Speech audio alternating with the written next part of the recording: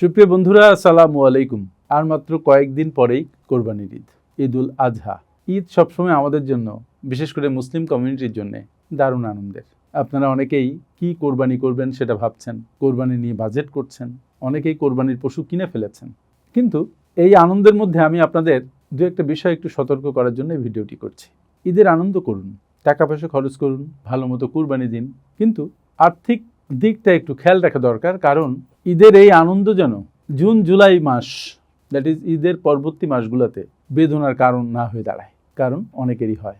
আমার অভিজ্ঞতা হচ্ছে যে ঈদের সময় দেখা যায় যা মানুষের কাছে থাকে সর্বস্ব খরচ করে ফেলে, এবং তারপরে বিশেষ করে মধ্যবিত্ত শ্রেণীটা টাকার অভাবে হাউতাশ করতে থাকে। কারণ প্রপার প্ল্যানিংটা মাথায় থাকে না এবং চিন্তাটাও অগোছালো থাকে। কেন মানুষ ঈদের পরে নিঃস্ব হয়ে যায়? এই ভিডিওতে আমি 5টা ভুলের কথা বিশেষ করে আলোচনা করব এবং দু একটা পরামর্শ দিব। সুতরাং ভিডিওটি গুরুত্বপূর্ণ, একটু শুনুন। বিশেষ করে এই ঈদ যেন আপনার জন্য একটা ফিনান্সিয়াল ট্র্যাপ হয়ে না দাঁড়ায়। Be careful. দেখে নিই যে ঈদের আগে আমরা কোন 5টা মারাত্মক ভুল করে বসি। প্রথম যে ভুলটা আমরা করি সেটা হচ্ছে আমরা সামাজিক প্রেশারের একটা ফাঁদে পড়ে যাই। আমি গত বছর কোরবানি দিয়েছি 1 লাখ টাকা খরচ করে, এবছর আমার বন্ধু 1,20,000 টাকা খরচ করে কোরবানির পশু কিনছে। আমার মান সম্মান একটু যাচ্ছে, সুতরাং আমাকে এবার 1.5 লাখ টাকা খরচ করে কোরবানির পশু কিনতে হবে। মনে রাখতে হবে, কোরবানি কিন্তু কোনো বন্ধুর সাথে কম্পেয়ার করার জন্য না। কোরবানির উদ্দেশ্য যদি সেই আল্লাহ তাআলাকে সন্তুষ্টি করা না হয়, তাহলে আপনার এই আর্থিক ত্যাগ এটার বিশেষ কোনো মূল্য নেই। কিন্তু যখন আপনি অন্যের সাথে কম্পেয়ার করা শুরু করবেন, তখন তো আপনার ধর্মীয় মহিমাটাই বিলুপ্ত হয়ে গেল। সো আপনার সামর্থ্যের বাইরে যেয়ে আপনি কোরবানি করবেন না। এমন হতে পারে গত বছর আপনি 1 লাখ টাকা খরচ করে কোরবানির পশু কিনেছেন, এবছর আপনার সামর্থ্য কমে গেছে, আপনি 50,000 টাকা খরচ করে কোরবানির পশু কিনবেন, 30,000 টাকা খরচ করে কোরবানির পশু কিনবেন। কিন্তু সামাজিক একটা প্রেশার ফিল করবেন না, ভিতরে একটা যন্ত্রণা ফিল করবেন না, নিজের ভিতরকে প্রেশার কুকার বানাবেন না। কোরবানির উদ্দেশ্য সেটি নয়। আল্লাহ চান না আপনাকে কষ্ট দিতে, কিন্তু আপনি আপনার নিজেকে কষ্ট দিয়ে ফেলেন। বিশেষত অন্যের সাথে কম্পেয়ার করার মেন্টালিটিটাকে নো বলুন। ভুলে যায় না যে কোরবানি কিন্তু ত্যাগের মহিমা শেখায়, এটা কোনো শো অফ করার বিষয় নয়। 2 নম্বর কি ভুল করি? বোনাসকে আমরা বাড়তি টাকা ভাবি। আমরা যারা চাকরি করি তারা ঈদের সময় একটা বোনাস পাই, যদিও আমি চাকরি করি না। তো বোনাস পেলে যেটা হয়, মনে হয় এটা একটা পুরস্কার, এটা একটা বাড়তি টাকা, এটা আপনার একটা প্রাপ্য টাকা আপনি পেয়েছেন। যখনই আপনি এটাকে বাড়তি টাকা ভাবেন, তখন সেই বাড়তি টাকা খরচ করার জন্যে হাত পা নিষ্পিস করতে থাকে। এখন মে মাসে ঈদ হচ্ছে, বোনাস সহ বেতন সহ যত টাকা এসছে বিভিন্ন কাজে, কেনাকাটায়, কোরবানির পশু কেনাকাটায় সব আপনি খরচ করে ফেললেন, পারলে ক্রেডিট কার্ডও চার্জ করলেন। কিন্তু আপনাকে মাথায় রাখতে হবে, জুন জুলাই মাসে আপনার বোনাস হচ্ছে না, কিন্তু খরচ যা হবার সেটা হবেই। আপনার ডিপিএস থাকতে পারে, এসআইপি থাকতে পারে, আপনার ঋণের কিস্তি থাকতে পারে, আপনার বিভিন্ন ধরনের অব্লিগেশন থাকতে পারে। দেখবেন যে কোরবানির আগে সব খরচ করে পরবর্তী মাসের এই অব্লিগেশনগুলো আপনি মিট করতে পারছেন না, কারণ আপনি বোনাসকে বাড়তি টাকা ভেবেছেন। এটা একটা বড় ভুল। 3 নম্বর ভুল কোনটা হয়? বাজেটহীন কেনাকাটা। নিয়ম হচ্ছে প্রত্যেক মাসের জন্য বাজেট তৈরি করা এবং সেই বাজেটকে স্ট্রিক্টলি ফলো করা। ঈদের আগে দেখা যাচ্ছে বাজেটের ধারে কাছে আমরা যাচ্ছি না। আমাদের তখন মনে হচ্ছে বছরে তো দুবারই ঈদ আসে, সুতরাং পকেটে যা আছে সব খরচ করে ফেলি, পারলে ধার করে খরচ করে ফেলি। এই যে বাজেটহীনতা এবং বাজেটকে অমান্য করার ভিতরের একটা প্রেশার, এটা আপনাকে আর্থিক প্রেশারের দিকে ঠেলে দেয়। বিশেষ করে যখন বাজেট করবেন তখন প্রত্যেকটি খুঁটিনাটি খরচ আপনি লিখবেন, মাথায় আনবেন, পরে আবার পড়ে দেখবেন কোনো কিছু বাদ যাচ্ছে কিনা। এইভাবে যদি আপনি বাজেট করেন, দেখবেন যে আপনার উল্টাপাল্টা খরচ হচ্ছে না এবং আপনার লিকুইডিটি ক্রাইসিস হচ্ছে না।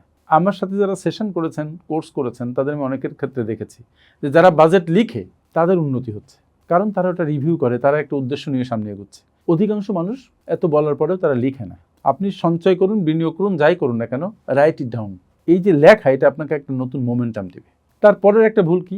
আবেগ নাকি সামর্থ্য, কোনটা দ্বারা আপনি তাড়িত হচ্ছেন? ঈদের আগে বিশেষ করে আমরা আবেগ তাড়িত হই। যখনই আবেগ তাড়িত হই তখন সামর্থ্যের কথা ভুলে যাই। যখন আবেগ কাজ করে, বিবেক কাজ করে না, তখন আমরা সামর্থ্যের দিকে ফিরেও তাকাই না। তখন যতগুলো বাই করি সব ইম্পালসিভ বাই। কোরবানির গরু কিনতে গেছেন, 1,10,000 টাকা চেয়েছে, আপনি ঘুরেছেন, পাচ্ছেন না, আপনার ওটাই নিতে হবে এবং 1,10,000 টাকা দিয়ে নিলেন, কিন্তু আপনি হয়তো 90,000 টাকা বাজেট করে গেছিলেন। এই যে বাজেটের violation, this is not good.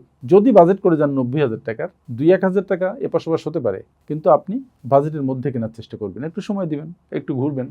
5ম ভুল হচ্ছে ক্রেডিট কার্ডের অতিরিক্ত ব্যবহার। সারা বছর যে ট্রানজ্যাকশন হয় ক্রেডিট কার্ডের মাধ্যমে, ঈদের সময় তার থেকে কয়েক গুণ বেশি ট্রানজ্যাকশন হয়। ক্রেডিট কার্ডের ঋণ মানেই হাই ইন্টারেস্ট বেয়ারিং ঋণ। এই ঋণ আপনি যত বেশি করবেন তত আপনি বেশি ঋণের ফাঁদে পড়বেন। ঈদের আগে দেখা যায় ক্রেডিট কার্ড সবাই বেশি চার্জ করে, সুতরাং আপনি বোনাস পেয়েছেন, বেতন পেয়েছেন, এর উপরে ক্রেডিট কার্ডের বার্ডেন নেওয়াটা ঠিক হবে না।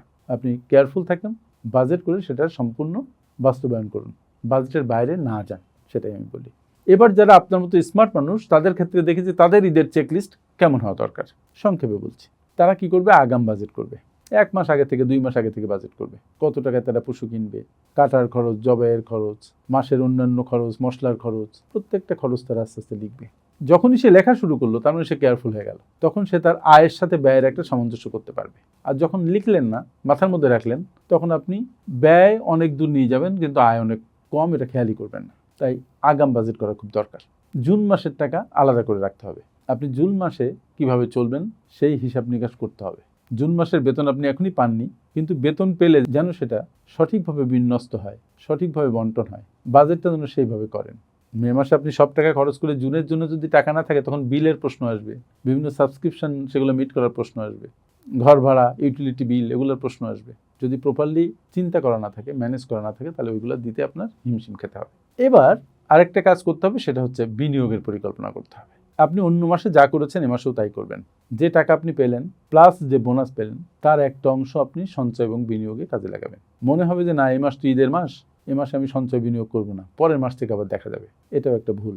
আপনি কেয়ারফুল থাকবেন যেন বোনাসের সব টাকাটা খরচ না হয়। যে টাকাটা বিনিয়োগ করতেন, সঞ্চয় করতেন, সে টাকা যেন ঠিক সেই খাতেই রুটেড হয়। আর শেষে আমার একটা ব্যক্তিগত পরামর্শ, সেটা হচ্ছে যে আপনারা জানেন যে আমি সম্প্রতি ল্যান্ড শেয়ারিং এবং নিরাপদ বিনিয়োগ নিয়ে কাজ করা শুরু করেছি।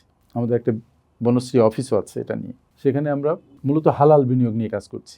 আমরা জমি কিনছি, কেনার পরে সেই জমির এক একটা পার্ট আমরা সেল করছি। দ্যাট ইজ একটা পার্টে একটা শেয়ার, সেই একটা শেয়ার মানে একটা অ্যাপার্টমেন্ট।